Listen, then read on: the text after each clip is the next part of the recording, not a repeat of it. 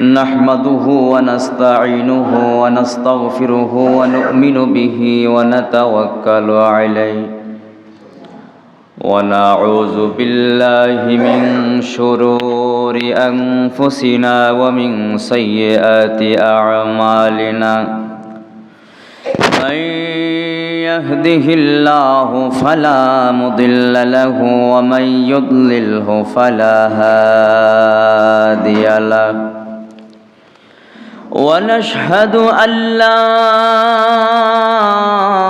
إله إلا الله وحده لا شريك له ونشهد أن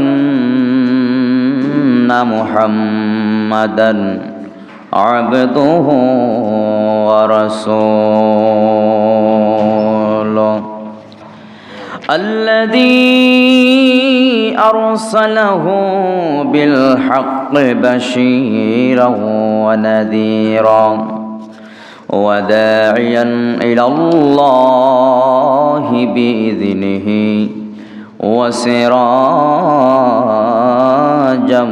منيرا أما بعد فقد قال الله تبارك وتعالى في كلامه المجيد وفي الفرقان الحميد أعوذ بالله من الشيطان الرجيم بسم الله الرحمن الرحيم كونوا مع الصادقين وقال أيضا في شان حبيبه إن الله وملائكته يصلون على النبي يا أيها الذين آمنوا صلوا عليه وسلموا تسليما اللهم صل على سيدنا مولانا محمد وعلى آل سيدنا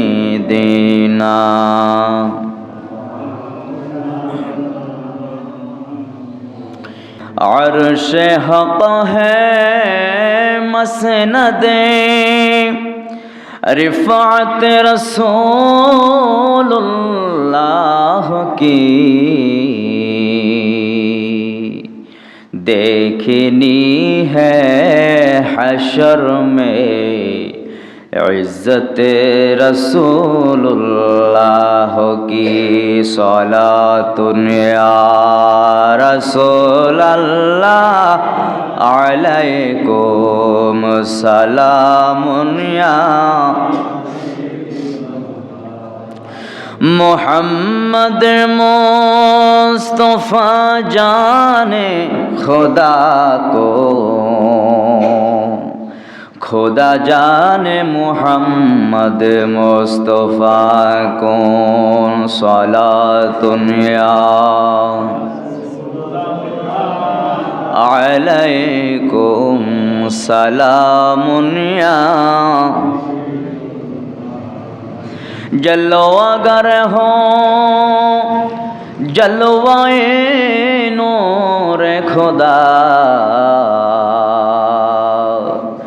जलवागर हो या मुहम्मद मुस्तफ़ा सलातुन या रसूलल्लाह अलैकुम सलामुन या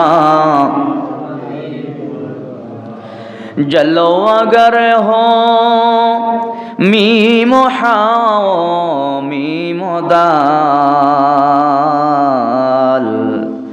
জলওয়াগার হো বেনজির বেমিসাল সালাতুন ইয়া রাসূলাল্লাহ আলাইকুম সালামুন ইয়া লা ইলাহা ইল্লাল্লাহ লা ইলাহা লা পড়িয়ে লা ইলাহা ইল্লাল্লাহ লা ইলাহা হাসবি রাব্বি জাল্লাল্লাহ মা ফি কলবি গায়রুল্লাহ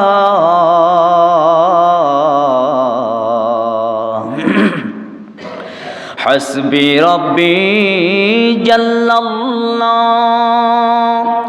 মা ফি কলবি গায়রুল্লাহ নূর মুহাম্মদ সাল্লাল্লাহু লা ইলাহা লা হক লা ইলাহা ইল্লাল্লাহ লা ইলাহা अव्वल आखिर है अल्लाह ज़ाहिर बातिन है अल्लाह अव्वल आखिर है अल्लाह ज़ाहिर बातिन है अल्लाह दोनों मकामे है अल्लाह कहो ला इलाहा इल्लल्लाह ला इलाहा ला हो ला इलाहा इल्लल्लाह ला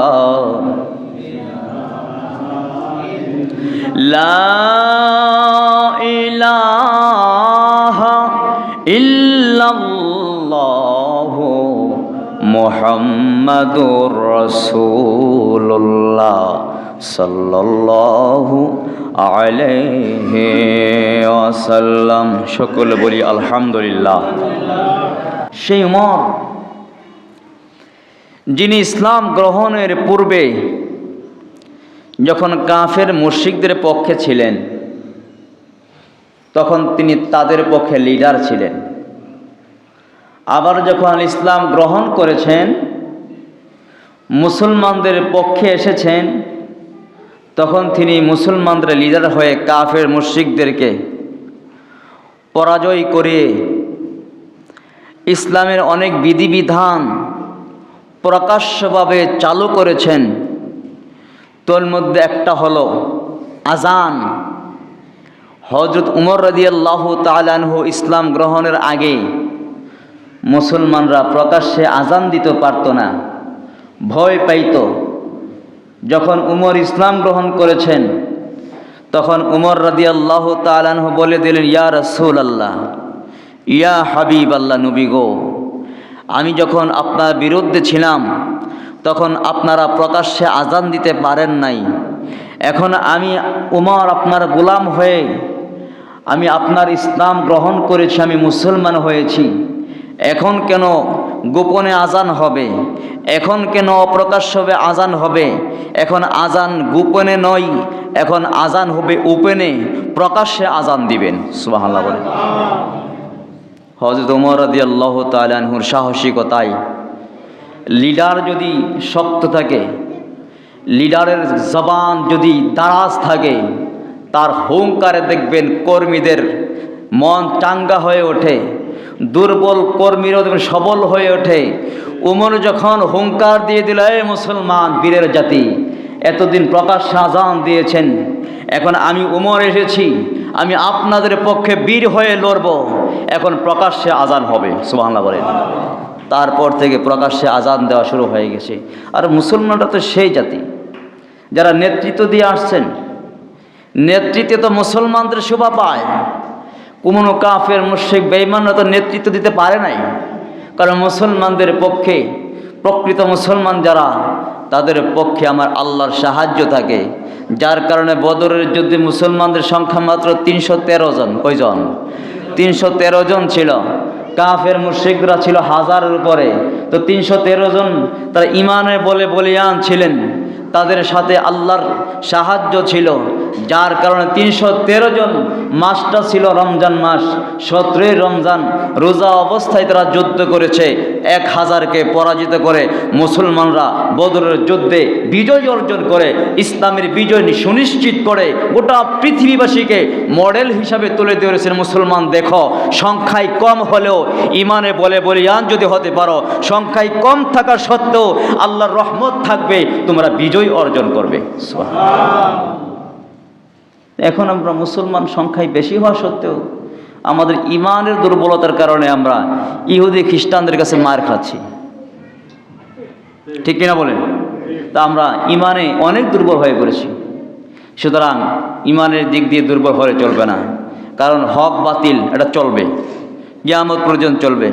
নবী পরিবার সাহাবায়ে কেরাম যুদ্ধ করেছেন, জিহাদ করেছেন।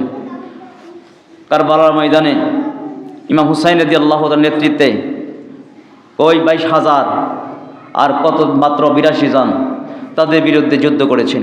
হক বাতিল চলবে। আমি আপনি যতই বলি যে এত দলাদলি, এত বাঘ বিতণ্ডা, কত রাসূলুল্লাহ বলেছেন সাতাফতারিকু আলা উম্মতি, বুখারী হাদিস, সাতাফতারিকু আলা উম্মতি 73 মিল্লাহ কুল্লুহুম ফিন্নার ইল্লা মিল্লাতা ওয়াহিদা। ক্বালু মান হাইয়া রাসূলুল্লাহ? ক্বালা মা আনা আলাইহি আসহাবি। নবীজি বলেছেন বনি ইসরায়েলরা 72 দলে বিভক্ত ছিল, আমার উম্মতেরা 73 দলে বিভক্ত হবে। কুল্লুহুম ফিন্নার, প্রত্যেকে জাহান্নামী, ইল্লা মিল্লাতা ওয়াহিদা, একটা দল হবে জান্নাতি। সেই দলটার নাম কি? বলে সেই দলটা হলো, নবী কয় মা আনা আলাইহি আসহাবি, আমি এবং আমার সাহাবায়ে কেরাম যে দলের মধ্যে ছিল, যে দলের মধ্যে আছে, সেটাই হলো জান্নাতি দল। তো সেই দলটার নাম মেনশন করতে গিয়ে আল্লামা মোল্লা আলী কারি রহমাতুল্লাহ আলাইহি তার হাদিসে ব্যাখ্যা করতে গিয়ে তিনি বলতেছেন সেই দলটার নাম হলো হিয়া আহলুস সুন্নাহ ওয়াল জামাআত। সেই দলটার নাম হলো আহলুস সুন্নাত ওয়াল জামাত, যেটাকে আমরা সংক্ষেপে বলা হয় সুন্নি। সুন্নি সংক্ষেপে কি? সুন্নি। আহলে সুন্নাত ওয়াল জামাতের সংক্ষিপ্ত নাম যেটা, এটা কি? সুন্নি। যেমন আমাদের দেশে এক কথায় আমরা সংক্ষেপে, যেমন বিএনপি, যদি আমরা বিএনপি, তো বাংলাদেশ ন্যাশনালিটি পার্টি, ঠিক না? বিএনপি পুনরূপ বাংলাদেশ ন্যাশনালিটি পার্টি, মানে বাংলাদেশ জাতীয়তাবাদী দল। তা আমরা কি পুরাটা বলি? কি বলি? বিএনপি। তো আহলে সুন্নাত ওয়াল জামাত এটা পুরাটা আমরা বলি না, আমরা সংক্ষেপে বলে দেখি সুন্নি। এটা সেই সুন্নি দল, সেটা হলো জান্নাতি দল। সেই জান্নাতি দলে কারা থাকবে? যারা জান্নাতি। তো সেই জান্নাতি দলে আসতে হলে কি কি লাগবে? 1 নম্বর ঈমান আকীদা বিশুদ্ধ থাকতে হবে, তারপরে নেক আমল থাকতে হবে। কি থাকতে হবে? এর মাধ্যমেই আহলে সুন্নাতুল জামাতের মতাদর্শ, সেই নেক আমলটা, সেই আকীদাটা, সেই মানহাজটা হতে হবে সাহাবায়ে কেরামের তরিকা মোতাবেক, আউলিয়ায়ে কেরামের তরিকা অনুযায়ী। নিজের মন গড়া হলে চলবে না। তো যেটা বলছিলাম, হযরত উমর রাদিয়াল্লাহু তাআলা আনহু খলিফাতুল মুসলিমিন, আমিরুল মুমিনিন, যিনি অর্ধ পৃথিবীর শাসক ছিলেন 10 বছর 5 মাস, মতান্তরে 6 মাস, যিনি খেলাফতের দায়িত্ব পালন করেছেন। একদিন এক গ্রাম্য লোক, যাকে বেদুইন বলা হয়, অনারবি, মানে গ্রাম দেশ থেকে আসছে, আয়েশা খুঁজতেছে আমিরুল মুমিনিন হযরত উমর কোথায়? খলিফা, তিনি তখন মদিনার খলিফা, বাদশাহ। তখন বলতেছে হয়তোবা তিনি ওই খেজুরের বাগানের কাছাকাছি আছে। গিয়ে দেখেন তিনি খেজুরের চাটায় বিছিয়ে তিনি তার শরীরের একটা কাপড় মাথার নিচে দিয়ে তিনি শুয়ে আছে। সুবহানাল্লাহ বলেন। তারা কি জীবন যাপন করেছেন? রাতের বেলায় ঘুরে ঘুরে খবর নিত প্রজারা কেমন আছে। তিনি নিজেই গোয়েন্দা স্বাস্থ্য, খবর নিত সবার ঘরে মানুষ ভালো আছে কিনা, মানুষের ঘরে খাবার আছে কিনা, মানুষ খাবার খাইতে পারছে কিনা। একদিন তিনি রাস্তা দিয়ে রাতের বেলায় হাঁটতেছেন, একটা ঘরের মধ্যে আওয়াজ করতেছে। ওই মেয়েটা তার মাকে বলতেছে, মা, খলিফাতুল মুসলিমিন ওমর রাদিয়াল্লাহু তাআলা আনহু এখন আমাদের বাদশাহ, আমাদের শাসক। আমরা যে এই এত অভাব অনটনের মধ্যে দিন কাটাচ্ছি, তিনি কত আরাম আয়েশে দিন কাটাচ্ছেন। তিনি কি আমাদের অভাবের কথা খেয়াল রাখেন, খবর রাখেন? তখন উমর রাদিয়াল্লাহু তাআলা আনহুর কানে ওই ঘরের সেই অভাবের কথাগুলো আসলো। তিনি ঘরের পাশ দিয়ে যাচ্ছিলেন। পরদিন সকালে তিনি দূত পাঠালেন, এই যাও অমুক বাড়ির অমুক ঘরের লোকদেরকে ডেকে আনা দরকার নাই, তার ঘরে এই কুষাগার থেকে, জাকাতের কুষাগার থেকে, এই ভান্ডার থেকে তার জন্য এই পরিমাণ গম, এই পরিমাণ সম্পদ তার ঘরে পৌঁছে দাও। সুবহানাল্লাহ বলে। রাতের বেলায় নিজেরা আলোচনা করছেন, খলিফা শুনছেন খবর, নিজেই বাড়ির আশপাশে সিপাসাপা দিয়ে ঘুরতেছে, দেখি কোনো খবর আসে কিনা। সকালবেলা খাবার পাঠাই দিল সেই বাসায়। এটা হলো খলিফা। সেই সোনালী যুগ, সোনালী বাদশাহগণ পৃথিবী শাসন করে গিয়েছেন। তা আমরাও তো এখন শাসন করি। আমি 10 তলা বিল্ডিংয়ের মালিক, আমার ভাই ঘর পেতে থাকতে পারে না, খবরও নেই না। 3 গরু আইনা জিয়াফত করে এলাকাবাসীকে খাওয়ায়, নিজের আপন ভাইয়ের খবর নেই না। বিভিন্ন জায়গায় লাখ লাখ টাকা দান করি, নিজের পাড়াপড়শি না খায় মরে। তা আমাদের মন মানসিকতা চেঞ্জ করতে হবে, পরিবর্তন নিয়ে আসতে হবে। আগে নিজের পরিবারকে আমার মতো করে চালানো। আমার মতো করে মানে কি, আমার পরিবারের কেউ কষ্ট আছে কিনা খবর নিতে হবে, প্রতিবেশীকে কষ্ট আছে কিনা খবর নিতে হবে। প্রতিবেশী কাকে বলা হয়? যে আমার বাড়ির আশপাশে 40টা ঘরকে তাদেরকে নিয়ে প্রতিবেশী, তাদেরকে নিয়ে কি প্রতিবেশী। নিজের বাড়ির চতুর্দিকের 40টা বাড়ি, এটা হলো আমার প্রতিবেশী। আমার প্রতিবেশীর খোঁজখবর আমার নিতে হবে, যেহেতু আমাকে আল্লাহ সেই সক্ষমতা দিয়েছেন, আমাকে সচ্ছলতা দিয়েছেন, আমাকে টাকা পয়সার মালিক বানিয়ে দিয়েছেন। তাহলে দেখবেন আল্লাহর পক্ষ থেকে আপনার ধন সম্পদ, আপনার সেই রিজিকের মধ্যে আল্লাহ পাক বরকত দান করে দিবেন। আমিন বলেন। খলিফাতুল মুসলিমিন ওমর, যিনি অর্ধ পৃথিবীর শাসক ছিলেন, আমলে, আখলাকে, জ্ঞানে, গুণে সব দিক দিয়ে তিনি শ্রেষ্ঠ ছিলেন। ইসলাম গ্রহণ করার পরে নবীর আদর্শে তিনি আদর্শিত হয়ে গেলেন। সাহাবায়ে কেরাম যখন ইসলাম গ্রহণ করেছেন, তখন তারা নবীর রঙ্গে তারা রঙ্গিন হয়ে যাইতেন। এই জন্য নবী বলেছেন, তোমরা যখন আদর্শ গ্রহণ করবা, আমি রহমতের নবীর আদর্শ গ্রহণ করবা, আর আমার সাহাবে কেরামের আদর্শ গ্রহণ করবা। নবী বললেন, আসহাবি কান নুজুম বিআইহিম ইক্তাদাইতুম ইহতাদাইতুম। আমার সাহাবে কেরাম হলো আকাশের নক্ষত্র তুল্য, তাদের যেই কোনো একজন যদি তোমরা অনুকরণ করতে পারো, তাহলে তোমরা হেদায়েত পেয়ে যাইবা। সুবহানাল্লাহ বলেন। হযরত ওমর রাদিয়াল্লাহু তাআলা আনহু ইসলামের দ্বিতীয় খলিফা। শাসন আমল যখন শুরু হয়ে গেল, আল্লাহর নবীর ইন্তেকালের পরে হযরত আবু বকর সিদ্দিক রাদিয়াল্লাহু তাআলা আনহু 2.5 বছর শাসন করেছেন। আবু বকর সিদ্দিক রাদিয়াল্লাহু তাআলা আনহুর ইন্তেকালের পরে হযরত উমর রাদিয়াল্লাহু তাআলা আনহু খেলাফতের মজলিসে তিনি, খেলাফতের মসনদে তিনি আসীন হলেন। 10 বছর 5 মাস মতান্তরে 6 মাস তিনি খেলাফতের দায়িত্ব পালন করেছেন। হজরতে উমর রাদিয়াল্লাহু তাআলা আনহু যখন খলিফা ছিলেন, তখন ইরানের আজারবাইজানে একটা যুদ্ধ সংঘটিত হলো। হজরত উমর রাদিয়াল্লাহু তাআলা আনহু তখন মদিনার বাদশাহ, মদিনার শাসক। মদিনা থেকে হজরতে সারিয়া রাদিয়াল্লাহু তাআলা আনহুকে পাঠাইলেন সেনাপতি করে।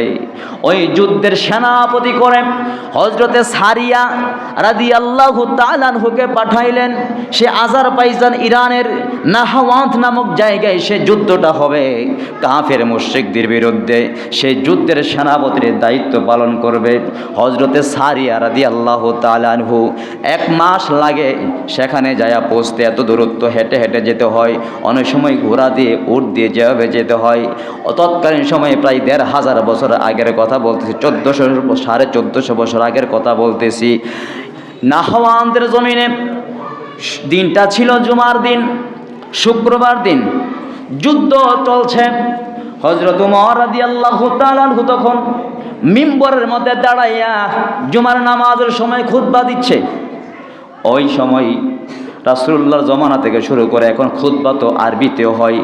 মক্কা মদিনায় তো আরবি ভাষায় সব হয়, তাদের ভাষা তো হলো আরবি। আমরাও তো খুতবা দেই আরবিতে। এর আগে আমরা বাংলা যে আলোচনাটা করি সেটা বাংলাতে ওয়াজ নসিহত করি। তখন তো সেই ওয়াজ নসিহতের সিস্টেম ছিল না, শুধু খুতবাটাই পড়তো, কারণ সবাই আরবি বুঝতো। খুতবার সময় যখন হলো, হযরত উমর রাদিয়াল্লাহু তাআলা আনহুর খুতবার মাঝখানে বলতে লাগলো, ইয়া সারিয়াতাল জাবাল, ইয়া সারিয়াতাল জাবাল। মসজিদে হাজার হাজার সাহাবায়ে কেরাম মসজিদে নববীতে তারা খুতবা চলাকালীন অবস্থায় তো কথা বলা যায় না। খুতবা দেওয়া সুন্নাত, খুতবা শোনা ওয়াজিব। খুতবার সময় কথাবার্তা বলা যায় না, কিন্তু তারা একে অপরের চেহারা দেখে চাইতে। ব্যাপারটা কি? খলিফা জুমার খুতবার মধ্যে সারিয়াতাল জাবাল, সারিয়ার নামটা কেন বলতেছে, পাহাড়ের নামটা কেন বলতেছে? সাহাবায়ে কেরাম একে অপরের চেহারার দিকে তাকায়, কিন্তু খুতবার সময় তো কথা বলা যায় না। নামাজ যখন শেষ হয়ে গেল, খলিফাতুল মুসলিমিন যখন জুমার 2 রাকাত নামাজ পড়াইয়া সালামটা ফিরাইলাম, নামাজের পরে সাহাবী দাঁড়াইয়া কয়, ইয়া রাসূলুল্লাহ, ইয়া হাবিবাল্লাহ, নবী গো, আপনি খুতবার মধ্যে দাঁড়াইয়া ইয়া সারিয়াতাল জাবাল, সারিয়া, সারিয়ার নাম ধরে কেন ডাকলেন? পাহাড় বলে কেন ডাকলেন? নবী এর বেদ তো বুঝলাম না, আল্লাহর নবীর সাহাবী। ও উমর এর বেদ তো বুঝলাম না, আল্লাহর নবীর সাহাবী। উমর কয়, এ আমার সাহাবীরা, আমি যখন খুতবা দিচ্ছিলাম এই সময় সারিয়া নামক সাহাবী যাকে সেনাপতি করে, আমি উমর যাকে সেনাপতি করে নাহওয়ান্দের জমিনে, আজারবাইজানে, ইরানের জমিনে পাঠাইলাম।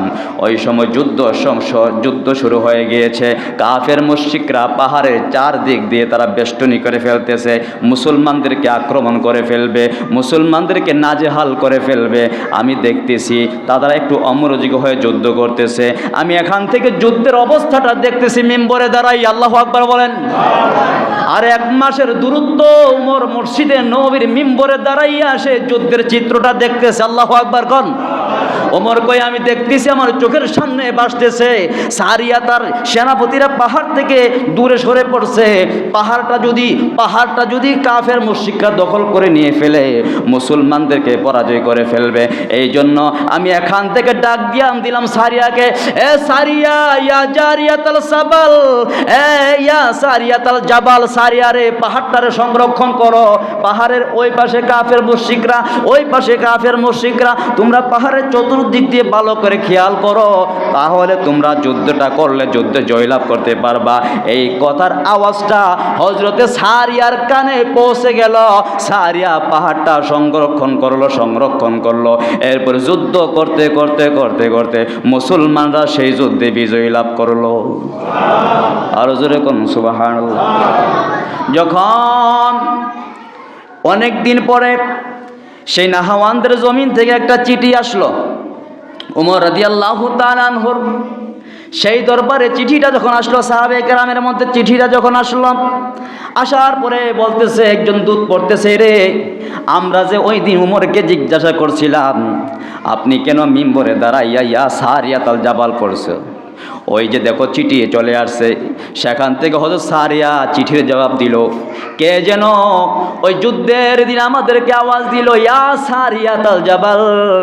ওই ব্যক্তির অদৃশ্য আওয়াজটা আমরা পাইয়া পাহাড়টাকে সংরক্ষণ করি, যার ফলে আমরা যুদ্ধে জয়লাভ করেছি। উমর যদি নবীর সাহাবী হইয়া মিম্বরে দাঁড়াইয়া 100 মাইল দূরে কি হচ্ছে না হচ্ছে দেখতে পারে, শুধু দেখতে পারে না, মিম্বরে দাঁড়াইয়া ইয়া সারিয়া কয়া ডাক দিয়া সারিয়ার কানের মধ্যে যদি আওয়াজটা পৌঁছায়া দিতে পারে, তাহলে উমরের যদি আমার নবীর গোলামের যদি এই অবস্থা হয়, আমার নবী রহমতের নবীর অবস্থা কেমন হবে? আরো জোরে কোন সুবহানাল্লাহ। এখন তো মৌলবীরা ওয়াজ করে, এই ওয়াজ খুঁজে পায় না। উমর আমার নবীর গোলাম সাহাবী, মিম্বরে দাঁড়াইয়া 100 মাইল দূরের অদৃশ্য জায়গা, এখান থেকে তারা স্পষ্ট দেখে, শুধু দেখে না, বলতেছে পাহাড়টা তাড়াতাড়ি ঘেরা নিজের আয়ত্তে নিয়ে আসো, নইলে যুদ্ধ হেরে যাইবা। উমরের কথা সেখানে পৌঁছলো, তারা সতর্ক হইল, যুদ্ধ করলো, যুদ্ধে জয়লাভ করলো। তাহলে উমর এখান থেকে দাঁড়াইয়া 100 মাইল দূরের অবস্থা দেখতে পারে, এখান থেকে সাহায্য করতে পারে। উমর নবীর গোলাম, নবীর প্রেমিক, নবীর সাহাবী। এমন করতে করতে নবীর প্রেমিক যারা আল্লাহর ওলিরা, তারাও পৃথিবীর যেই কোনো প্রান্ত থেকে তাদের ভক্ত মুরিদ উম্মতদেরকে সাহায্য সহযোগিতা করতে পারে। এটাই হলো ইসলামী আকীদা। সে উমর রাদিয়াল্লাহু তাআলা আনহু তাকওয়া, পরহেজগারিতা, আল্লাহ ভীরুতা, নবীর প্রেমে এমনভাবে সাহাবায়ে কেরাম নিজেকে কোরবান করে দিয়েছেন। সিবগাতুল্লাহ ওমান আহসানু মিনাল্লাহি সিবগা, তারা আল্লাহর রঙে রঙিন হয়ে গিয়েছেন। আল্লাহর রঙে রঙিন হওয়ার মানে কি? আল্লাহর নবীর রঙে রঙিন হয়ে গিয়েছেন। জোরে কোন সুবহানাল্লাহ। আল্লাহ পাক আমাদেরকে সেই সততা, সেই সাহসিকতা, সেই তাকওয়া অর্জন করে জীবন যাপন করার তৌফিক দান করো, সকল বলুন আমিন।